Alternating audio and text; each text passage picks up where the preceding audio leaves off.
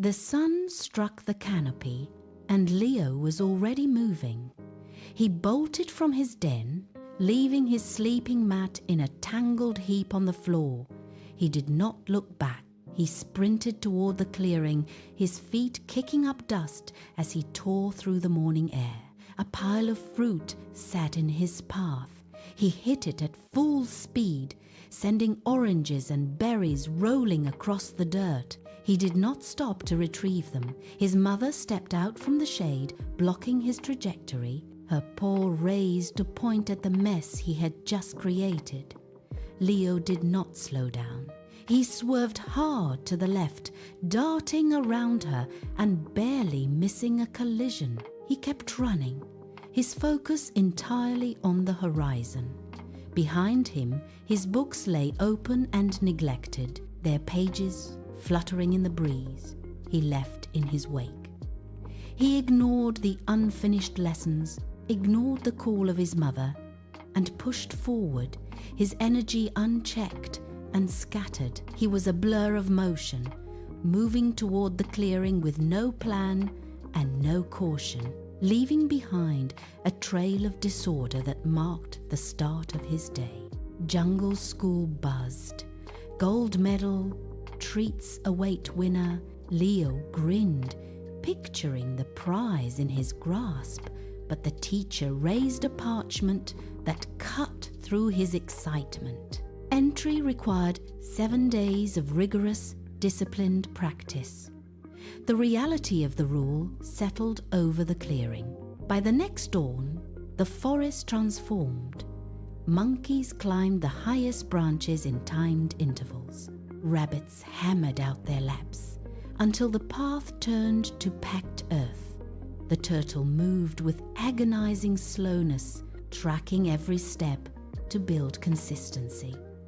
Leo watched them from the shade, his head resting on his paws. He intended to join them, but the heat of the afternoon settled in and his eyelids grew heavy. He spent the week drifting in and out of sleep, his body still and quiet in the dirt.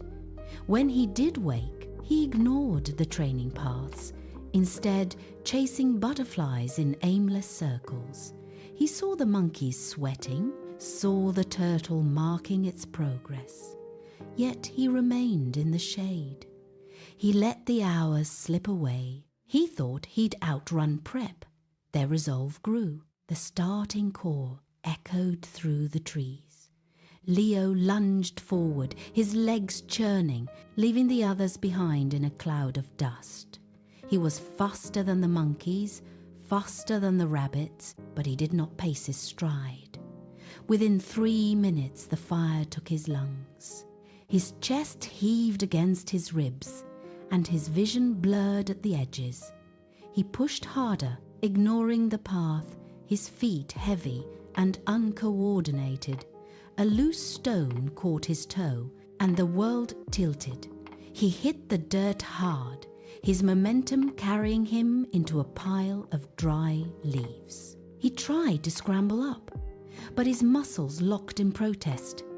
He went still, chest pressed against the grit, gasping for air that felt thin and useless. The thud of footsteps passed him by. He looked up, his jaw tight, watching the turtle maintain an unwavering, rhythmic pace. The turtle did not look back. It simply moved forward, step after deliberate step, until it crossed the finish line.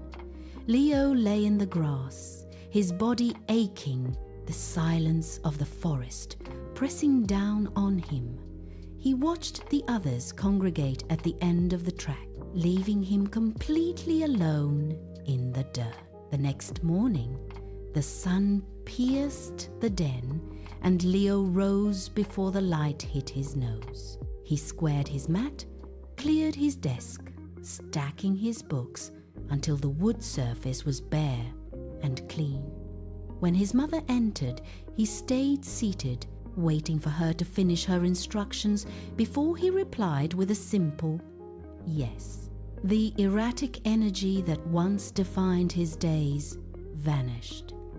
He stepped outside into the cool morning air, mapping out a specific path through the brush. He started his run not at a sprint, but at a measured, rhythmic trot. He counted his exhales, forcing his lungs to settle into a steady cycle. If his mind drifted toward the trees, he pulled his focus back to his feet. Every evening, he returned to the same spot, increasing his pace by only a fraction. He organized his tools, scrubbed the dust from his work area, and refused to break his schedule for any distraction. His stride smoothed out, losing its frantic edge. By the end of the second week, his desk remained orderly, his grades climbed, and the forest path felt like a familiar, predictable friend. The chaotic blur of his past was replaced by the deliberate, repetitive pressure of his own construction. The starting signal sounded again. Leo did not lunge. He planted his feet, pushed off with purpose, and settled into a pace that felt like his own heartbeat. The rabbits bolted ahead, their movements frantic and uneven. Leo ignored the dust they kicked up. He kept his eyes locked on the path, breathing through his nose in a slow, deep count. When he reached the loose stone that had tripped him weeks ago, he simply adjusted his stride, stepping over it without breaking his rhythm. His lungs remained cool. His legs felt like clockwork, moving in perfect, repeatable cycles. He passed the rabbits, who were already gasping for air on the incline. He passed the monkeys, who had stopped to chatter at the trees. He crossed the finish line as the sun reached its peak. The silver medal was placed in his palm, its surface cold and heavy. He gripped it, feeling the weight, but his mind was not on the metal. He thought of his den, the mat folded in a square, the books stacked in lines, and the desk clear of clutter. He looked at the medal, then tucked it into his pocket. The race was a finish, but the early mornings, the books completed, and the steady breath were the real victory. He turned back toward home, his stride calm, his pace entirely his own.